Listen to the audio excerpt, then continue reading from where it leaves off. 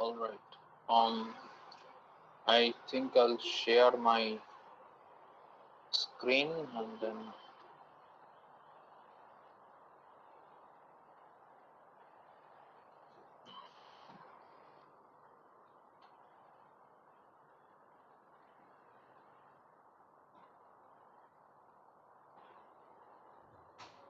So by the time the others are joining, let me tell you what we have done in our last class, and that is a long time back. So I believe I'll briefly recap what we did in our last class. Okay. That is before the term exams and everything.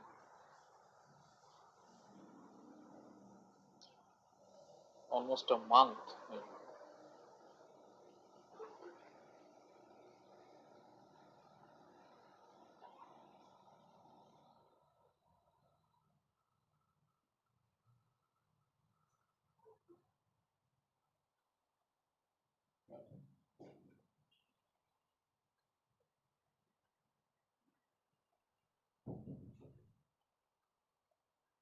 Right. So in our last class, we actually started our discussion on linear regression. And as I understand that the linear regression has already been covered in your theoretical classes. And now we are going to see that how we can implement it using the scikit-learn package of Python. So I spent some time in my last class. I do not know whether you remember or not on what is this scikit-learn and everything. So just to remind you that scikit-learn is a package that contains several functions, modules which are uh, quite popular in the machine learning community, and we use them frequently while building a model, deploying model, etc. Okay, and several other tasks associated with data science, data analytics, machine learning, etc. And it even comes with some very nice data visualization libraries, effective data structure implementation so that our computation takes less time, etc. All right, so let the others join. By that time, I believe we can start our discussion. And at any point of time, if you have any question, please write it in the chat box. Now, so this is some portion I already have discussed. So I am going to quickly go through those things. So the very first thing is that the data set that we are going to use for demonstration. Okay. You are free to pick up any data set, and I believe Urunavo sir has already demonstrated you that how can we read a data set from external sources and then store it in data frames and then process it further. So I am not using any external data set in this particular demonstration. However, I'll just show you that what changes are required if you want to do that. Only a few lines are needed to be changed. So the data set that I am using in today's class is called the very famous Boston dataset. So it is a dataset about housing, price, and other related informations, and in one of the areas of Boston. And then there is one regression task that we'll find while exploring this dataset, and we'll try to solve it, okay, using linear regression only. Now, in scikit-learn package, there is actually a module called datasets, which comes with some inbuilt datasets. Okay, so you do not have to read the dataset from any external sources, maybe from a website available online, or maybe you do not have to download the dataset from one website, right? So scikit-learn already comes with some inbuilt datasets, and if you want to use any of those datasets, then you have to import this module called datasets. So we write from sklearn.datasets. So datasets is the name of the module, and sklearn is the name of a package. And after that, from that module, we import the function load Boston. So this particular function is responsible for loading my dataset. So as you can see over here, I have read the dataset by calling this function, and I have stored it in this Boston object. Right. Now this Boston object is not only the dataset itself. Along with the dataset, some other informations are also stored in this object. So that we can also use for our analysis purpose. Now for the initial data processing and other tasks, I am importing the pandas package as PD. So we'll be referring it as PD. And then in the next line, what we are doing is we are trying to reshape the data set in this particular variable called data. Now, as I mentioned earlier, that this object Boston that I have created is not the data set itself. Along with the actual data set, you have some other information. So from this object Boston, you can fetch one member called data, and this data member is nothing but the feature values of your data set. So I hope you know by this time that all the data sets that we are going to use in our course, they are essentially structured data. Okay, so what is a structured data? In a structured data, you essentially have some columns and some rows. Okay, and so these individual columns may represent features, and some of the columns may represent target, that is the value that you want to predict. Right? So this feature part of the data set, only the feature values, feature columns can be accessed using this data object that I have written out here.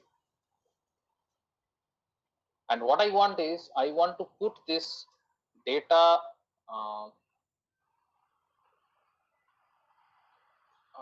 sorry.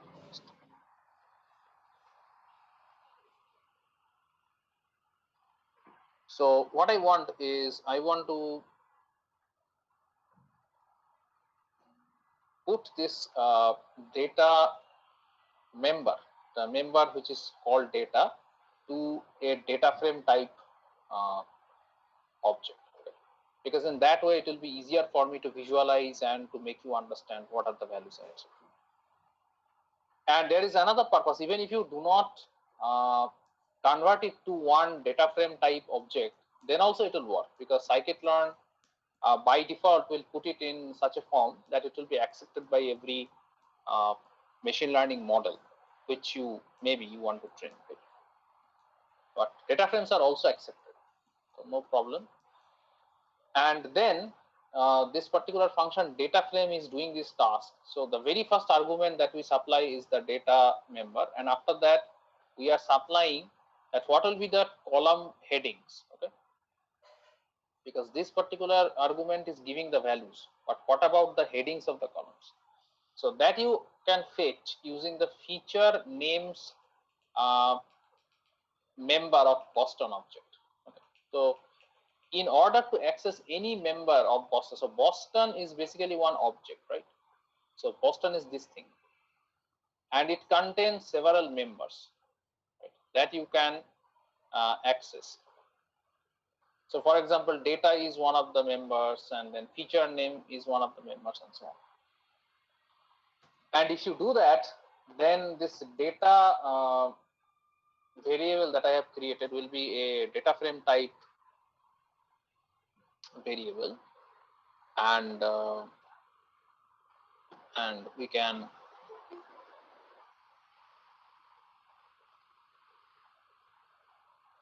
can process it further. Just a moment. So next what we do is, once we put this data in this form of a data frame, then we try to do further calculations. So the very first thing that I do is, in this particular data frame, that is data, I do not have the value that I want to predict. Okay, you only have the feature columns, but what about the target, right? So that target, the value that I want to predict, you can fetch it by calling the target member of the Boston object. And so if you want to add that as a column to that data frame, so if you look at the structure of a data frame, the data frame is very similar to a a matrix. So you have some columns and you have some rows. So if you want to add any column to this data frame type object, then you have to add it as another data frame type object. And so how do you do that? We write data, that is the name of the data frame to which I want to add my column. Then within bracket, I supply a new column heading, which I have given here MEDV. What is the reason behind it? I'll come to it shortly. There is a reason behind this name. And then the target values I have fetched from the Boston object and I have stored it. So what this line will do, it will add this new column, which is called MEDV, to my data frame. That is what this is doing. And then after that, in the next line, what I did is I just want to see first few entries of my data set. So you can see I have written, if you want to see first few rows of your data frame, then you write data.head. So head is a function which by default prints first 5 rows of your data set. So you can see over here that I have these columns, and all the column names have appeared correctly, and the last column is my target. Right? And then if you remember, we talked about this correlation thing, and if you want to find the correlation among the different features, which is one of the indicators that which of the So what is the MEDV storing MEDV column? Yeah, MEDV is in the MEDV column, I am storing the target value. Okay. In the MEDV column, I am storing the target. So what's the target means? What is the meaning of this target value, sir? Target is the value that I want to predict. Okay, so if you just look at one data set, suppose, so let me make it clear because these are the important concepts. So suppose these are your feature values. Okay. So feature value means you have some columns which represent one object, one entry in your data set, right? And then depending on these feature values, you want to predict something, right? So that value that you want to predict, this is sometimes referred as target. Okay. Okay, sir, got it. Okay. Yeah, so it is very essential that at any point of time, if you have any question, please feel free to ask. Right. So actually, these things we have already have done. I am just recapitulating it fast. Okay. And if you just cannot recall, just ask me, no problem. So then what we did is we tried to find out the correlation between different columns in my data set. So what is the intention behind calculating the correlation? So the correlation gives you an idea that whether there exists a linear relation between, or how much two variables are related with each other linearly. Okay. So when I say that how much they are related with each other, then definitely I have to come up with some value that will represent that, well, I have two variable x and y, and x and y is highly correlated. Highly correlated means there is a strong linear relation between these two variables, and maybe with a different value of this particular metric that I am talking about, we can conclude that, well, there is no such relation between these two variables, right? So for example, if I just try to draw, let us take a new, just a moment.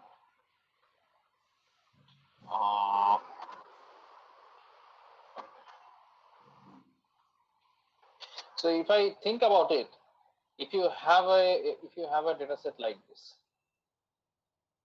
so you have two variables, one is x, another one is y, right? And you have plotted the values in a graph, and you find that the data points are distributed like this. Okay, so individual data point in your data set are basically values of x and y. This is one data, this is another data, and so on. So individual data points are plotted, and then you find that the data is distributed like this. So what you can say, what you can conclude from this thing is that there is actually a relation between x and y. Okay, and you can conclude that when I'm increasing the value of x, the value of y is almost increasing, right? So it entirely depends on the data distribution. So you can have a data distribution like, for example, if you have a circle, if you have a complete circle and all the data points are distributed inside the circle, if it happens, then you can see even if I increase the value of x, there is almost no change in the value of y. So we say in this case, the correlation is very less. It is almost not correlated. But the first case, we can say it is highly correlated, right? So this is the rough idea. I am not going into too much detail. I believe it is already been covered in your theory, just to remind you. Now, once we know this concept of correlation, and now we can, what we can do is we can calculate. So in this pandas data frame object called data, you can call one function called CORR. Okay, so that calculates the correlation between all pair of variables which is present in this data object, right? And I am calling this round within bracket 2. So this round function I am calling on every value which I am obtaining using this particular function call. So round will do what? It will round up the values up to 2 decimal points so that it will be easier for us to look at. And in this particular table, my interest is only in the last row, or even you can have a last, even if you want, you can have a look at the last column. So if you look at the last column, that is MEDV. MEDV is my target. So I want to see that which one of the previous variables which I have over here is highly correlated with MEDV. So I can find that there are some, like, so this is 0.7. So 0.7 is a high value. So this particular row. So let's see which row is it. It's the, just a moment. The name is not visible.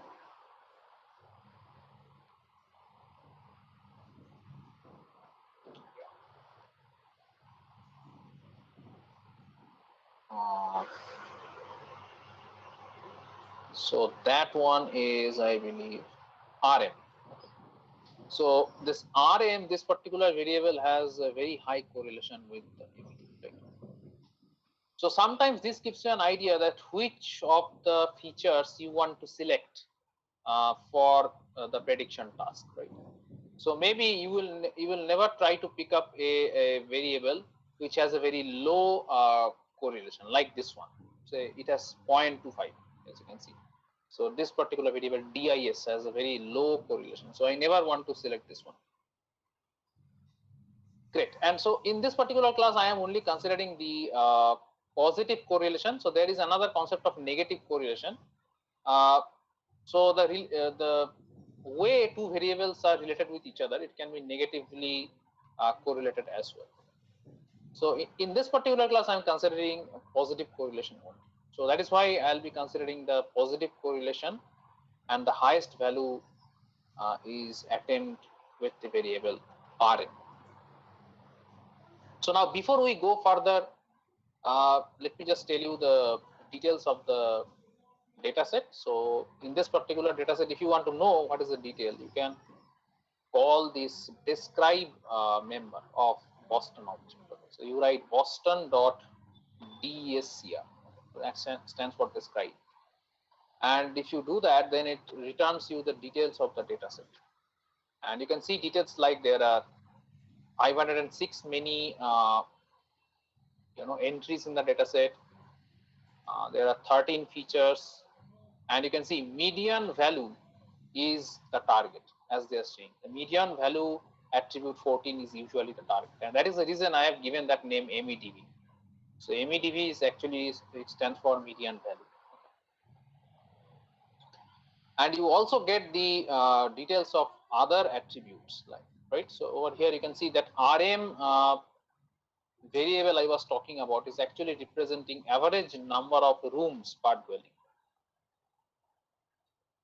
And so you can just go through it. I'm not reading the same thing. And the original source of the dataset is also given over here. So that the dataset is freely available in the machine learning data repository by University of California Irvine campus. So they have this repository called UCI Machine Learning Repository. So there you will find all these datasets available for free. You can just download and work. And you get some paper work references as well, earlier published work where people have used this particular dataset. So you are, if you want, you can just go through the details. So I'm not, going through it in this class. Now we start by storing the values of this variable RM of the data frame in a variable X. So I want this particular variable to be my feature. So what I want is this will be my feature. So this is my feature,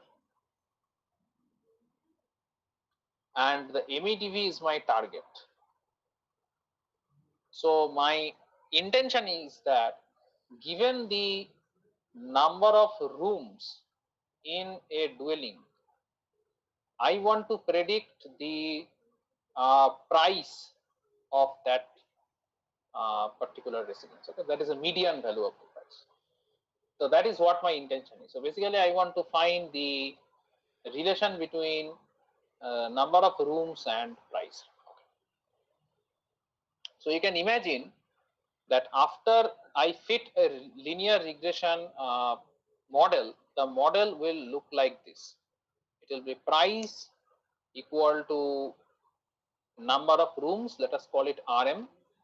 So RM will be multiplied by some coefficient, let us call it C1, plus there will be another coefficient C0. So this is the linear regression model that I want to find out. So in this particular model, what I have to figure is this two coefficient values, that is C1 and C0. And you can see my assumption is that the relation between the variable price and RM is linear, just like any equation of a straight line, if you remember, right? Like y equal to mx plus c. It's very similar to that. You can just compare. So given some set of data points of x and y, my target is to figure out what is the value of these two coefficients. That is the target in this linear regression model. So whenever somebody says that what is a linear regression model, they are actually talking about the coefficient values, nothing else.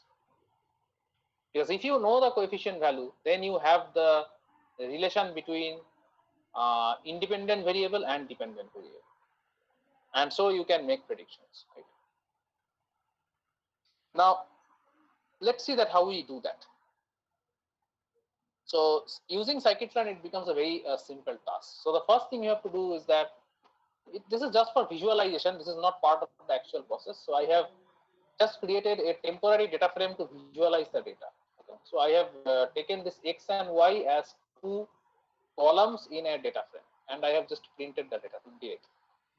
So you can see over here that this RM column is the values of RM columns are printed, and the corresponding price of the house is given over here. So the first data entry in my data set is saying that I have households with average number of rooms 6.5 something, and then the median value is $24,000 and so on. So then if somebody asks you that if I have a house with average number of room 5, you tell me what is the price of that house. So can you answer that question? That is what we want to do. So now, in order to achieve that, we the very first thing we have to do is to split the data set. Okay, because whenever we build a machine learning model, one of the essential tasks is that to check what is the performance of the model. So in order to do that, what we do is, suppose this is my actual data set. Okay. And so we split the data set into two parts. So one of the part we call the training, and another part we call testing. Training and testing. So some data will come in the training part and some data will come in the testing part. Now, how much of the data will be considered into training and how much of the data will be considered in testing, that is up to the person who is developing the model. So here let us assume that we take 70% of the data in training and 30% of the data for testing.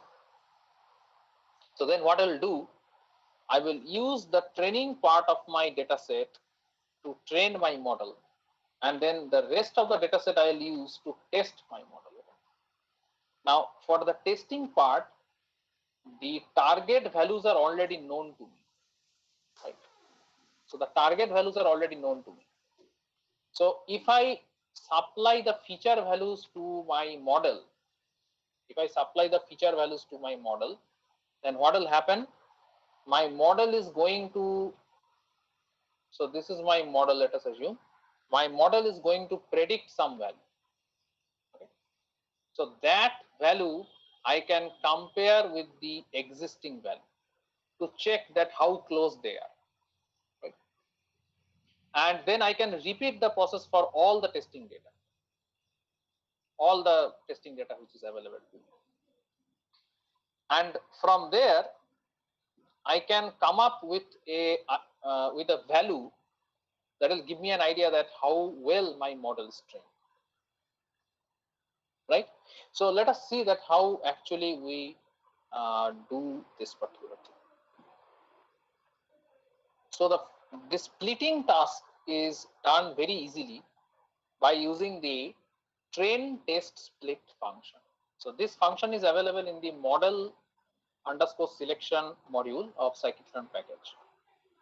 And this function takes three main arguments. There are many more arguments. However, I am not talking about them right now. So the very first argument that I send is the x. So please recall that x is the feature values and y is the target value. And after that, you have this third argument called test size, and test size is a value that varies between 0 and 1. So if you set the test size argument value to 0.3, then you are saying that, well, 30% of my data will be used for testing. That is what you are saying.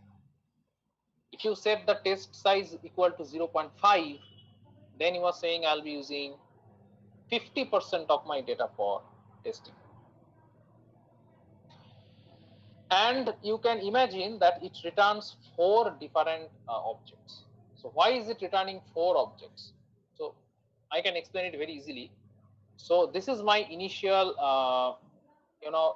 data set, and so I already have this x and y. I have kept them separately. Now I am splitting them into training and testing. So ultimately, you see, you get this 4 different parts. So one I called x train. Next I called y train. This one I called x test, and this one I called y test. So if you supply both x and y to this function train test split, it is going to return you 4 different objects, okay, 4 different things, and they are stored respectively in x train, x test, y train, y test. Before we can proceed further, it is important to note that we are converting this variable, especially the xtrain and xtest, to data frame type objects. So it is important because by default they are not in data frame type objects, and if you want to use it with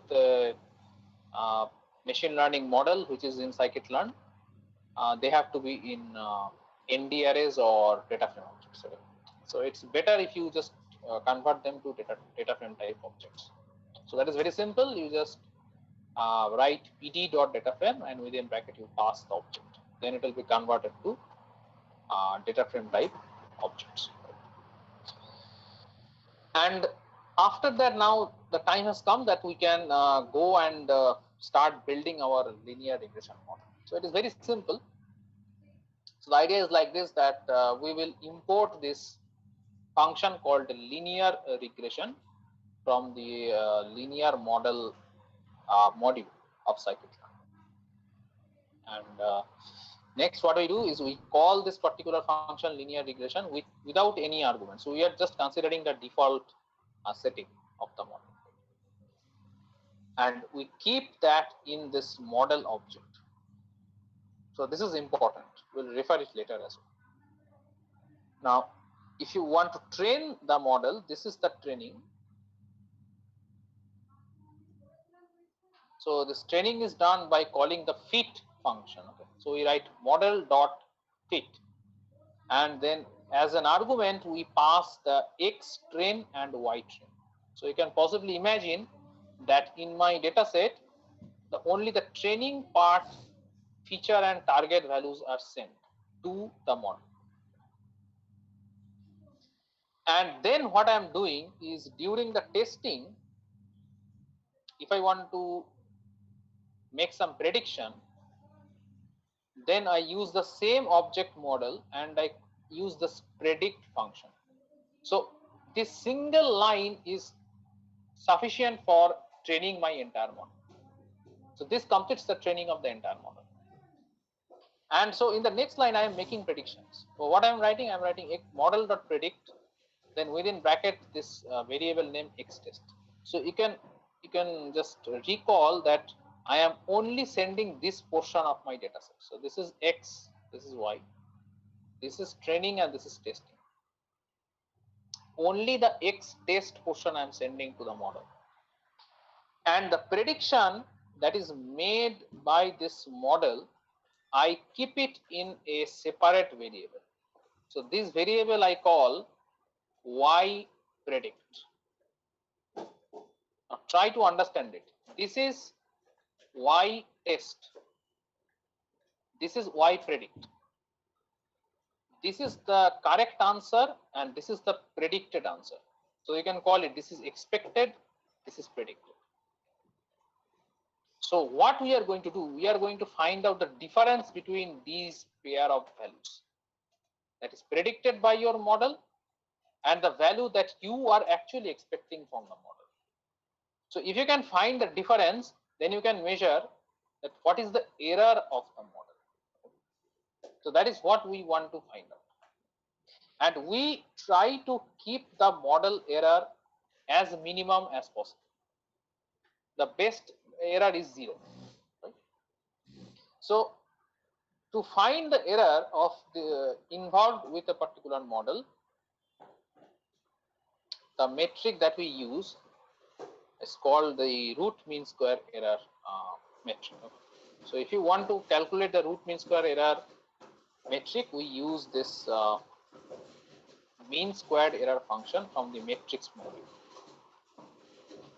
So matrix module is another important module of scikit-learn package which we'll be using very frequently in this course, and even in our next semester that advanced machine learning course as well. We'll be using all these packages that I am demonstrating now. And so you can understand this is a mean squared error, but I want to calculate root mean squared error, that is RMS. So this root I am actually calculating using the math module sqrt function. So I am calling sqrt, then within bracket mean squared error, and the mean squared error of the predicted value of model and the actual value of the target. y predicted and y test. And so you can see that the value that I'm getting is very low, 6 point something. 0 is almost impossible to achieve. So if you get a value as low as maybe 3, 4, 5 or something, even in my case it is 6, that is also a good fit. So once this performance evaluation is done, that we are doing using this root mean squared error value, then we can proceed and we can try to find out that what exactly is the model. Now, if you want to find out the model, then what do I mean by the model first of all? So by the model, I mean that I want to find out this equation that MEDV is equal to some constant multiplied by RM plus some other constant. These two constants I want to find, or rather I should say these are coefficients. These are coefficients. So if you want to find the coefficients, then we have to fetch the coef underscore this particular member of model object. This will only work after you train the model. Before that, it will not work. So here I have just printed that in this particular fashion, that MEDV is equal to the so here in my model there is only one coefficient value, so that's why I am fetching it, that is 8.18, as I can see over here.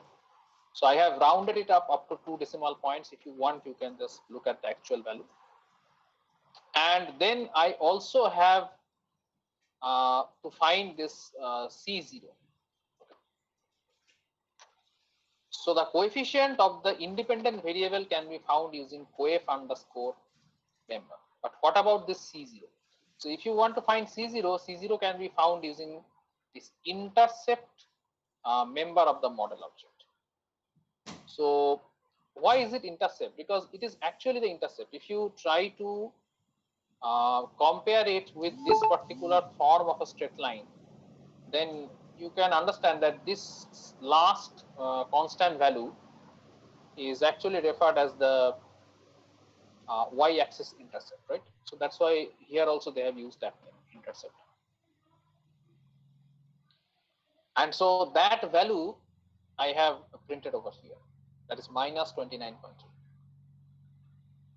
So here it is only in equations, and now I can make prediction. So if I have some value of Rm, say 5, then I can just put it in this particular equation, and then I can figure out that what is the value. So if I put 5, it will be something around 40 minus 29, some value. Okay, it will just come 11. I mean 11 point something. So so the very last thing is that even if we calculate this equation, it is not very much clear to us that what the actual model looks like. So perhaps if we can plot the straight line, then it will be easier for us to understand. So how can we plot the model? So if you want to plot the model, then you have to use this matplotlib. So this is a separate package. Okay, so this is not part of scikit-learn, by the way. So this is another package, completely different package. So matplotlib is a package for data visualization mainly, and some other features are also available. And the workability of matplotlib is very similar to workability of a very famous software called MATLAB. Okay, so you can see there is a similarity with the name, right? Almost like MATLAB. That is inspired by MATLAB, the functionalities of MATLAB. So that's why it's called matplotlib. But MATLAB is itself a language, and there are a lot of features. So everything is not available over here. So import this particular module called pyplot as PLT. And after that, you have this interesting line that is percentage symbol matplotlib inline. So what this is doing? So this is actually invoking a special function, and that allows you to draw figures in this Jupyter Notebook file. Okay. So earlier versions of Jupyter Notebook did not allow drawing pictures, rendering pictures rather, within the notebook. So if you try to plot something, those will appear as in a separate window. But now it appears in the same window. So this particular line, makes it possible. So now let's see that how we can plot the data. So I'm sorry, erase it. So if you want to plot the data, so we write this, that plt dot scatter. So scatter is a, I hope by this time you know different types of plotting. So here what I'm trying to do is I'm trying to plot my test data. So let us try to understand what I'm trying to plot. So in my entire data set, there was two portions. One is training and testing. And so over here, that X train, so I have this X test and Y test. So these two, so we have some entries for X test and Y test. Those I want to print in my plot. Okay. So you can see in my plot, these individual points are basically representing one of the entries in my data set. And next what I plot is for all the values of X test, what is the predicted value by the model. So if you recall that we had this predicted value stored in this variable called Y predicted. So those values are printed as well. And I have used two different colors. For the scatter plot, I have used the default color that usually comes as blue. And for the predicted, I have used red, and the label given is fit. So these are different arguments of these functions, right? I can also set the axis labels. That is, you can see over here that the y-axis label is set to MEDV. So that I do using the y level function. So I write plt.y level within brackets some string. Then that will appear over here. And what is legend? So if you call this function legend, then this particular legend will come. So that will show that what are the different plots in your actual plot. So what is fit and what is actual, that you can write it. This will only work if you set the label argument in your plots. Otherwise, it will not work. And finally, if you have to, if you want to see the plot, you have to call this show function. So you write plt.show. So all these lines over here is actually creating the plot, and now this is showing the plot. And so in this particular plot that you can see over here, so let me just scroll it down a little bit. Just a moment. So yeah, I believe I can just zoom it out a little bit. Yeah. So you can see over here that these are the actual target values. Okay. So these are my testing values. So that means for a given number of rooms, suppose for the 6, the expected value of my model was this one, whatever is corresponding, y-axis value. And this red line that you can see over here is what my model is saying. So the model that we found, sorry, that was MEDV. At MEDV equal to 8.18 RM minus 29.3. This is the plot of this straight line. So as per my model, now you can make predictions. Suppose somebody wants to know what is the value of a house having 5 rooms. Okay. So then you can draw a perpendicular over here and you can just find out that what is the value. And as you can see, it comes very close to the actual value. So that is the interpretation of this, and this is how we visualize the plot.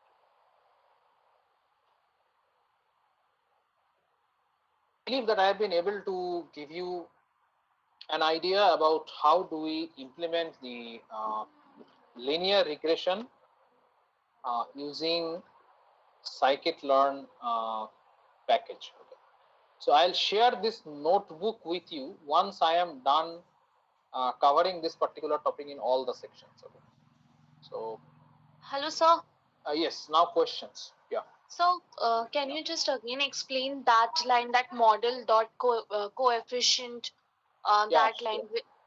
Please, sir. sure, sure. Actually, I got disrupted. That's my connection got disrupted. That. Okay, no problem. So is there any other question from anybody? Any part if you do not understand, just tell me. So, so this particular line is basically the model that I have predicted. So the model that I have come up with is something like this, that my dependent variable is 8.18 times independent variable minus 29.3. Yes, sir. What are the Yeah. functions? You just tell me the functions that we have used to get this model. I mean, Okay, so that is a long time ago. yes, sir. Sir, Okay, actually, okay. I, No, I can sir, understand. So here you can observe that I have used this linear regression function these from things are the completely clear to me. That from 47, so there it has been mentioned 47 MEDV RM format model dot coef. okay. This part you know. So here what I have tried to find out is that once my model is trained, then how can I get the coefficient values? So the coefficient value, by coefficient value I mean that what is the coefficient of the independent variable. So if you want to get it, then you have to use this coef data member of model object. Right? And so if you just get the first, so coef underscore is basically one array of numbers. Now in my model, I have only one independent variable. That's why the very first value I consider as the uh, value of the coefficients. Now you can also write one linear regression model where you may have more number of independent variables. Then you will have more values, right? So in order to fetch the first value, I use the 0th index position.